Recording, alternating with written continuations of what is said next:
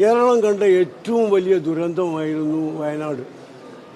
ആ വയനാട്ടിലെ ദുരന്തത്തിൽ ജീവൻ നഷ്ടപ്പെട്ടു പോയവരും സ്വത്ത് നഷ്ടപ്പെട്ടു പോയവരും അംഗവൈകല്യം വന്നവരുമായ നിരവധി പാവപ്പെട്ട മനുഷ്യരുണ്ട്. അവരെ സഹായിക്കാനുള്ള പദ്ധതികളുമായി പോകുമ്പോൾ കുടുസായ സങ്കുചിതമായ രാഷ്ട്രീയ വിവേചനം വെച്ച് അതിന് തടസ്സമുണ്ടാക്കുക. മുസ്ലിം ലീഗിൻ്റെ ഭവന നിർമ്മാണ പദ്ധതിക്ക് തടസ്സമുണ്ടാക്കിയിട്ട് ഈ ഗവൺമെൻറ്റിന് എന്ത് നേട്ടമാണ് കിട്ടുന്നത്? പാവപ്പെട്ടവരെ ഞങ്ങളെ രാഷ്ട്രീയമായി എതിർത്തോട്ടെ, തെരഞ്ഞെടുപ്പിൽ ഞങ്ങളെ തോൽപ്പിക്കാൻ ശ്രമിച്ചോട്ടെ, ഞങ്ങൾക്ക് വിരോധമില്ല.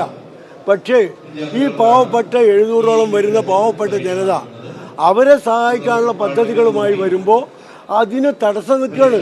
ഇപ്പോൾ ഗവൺമെൻറ്റിൻ്റെ ഭാഗത്തു നിന്ന് നോട്ടീസ് കിട്ടിയിട്ടുണ്ട്.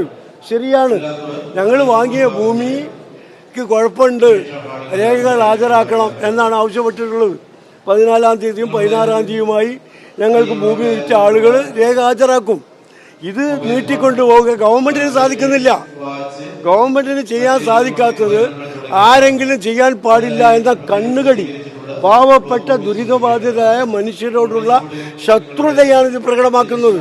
കേരളത്തിലെ സാധാരണ മനുഷ്യർ ഇത് കാണുന്നുണ്ട്, കേൾക്കുന്നുണ്ട് എന്ന ഉത്തമ ബോധ്യമാണ് ഞങ്ങൾക്കുള്ളത്.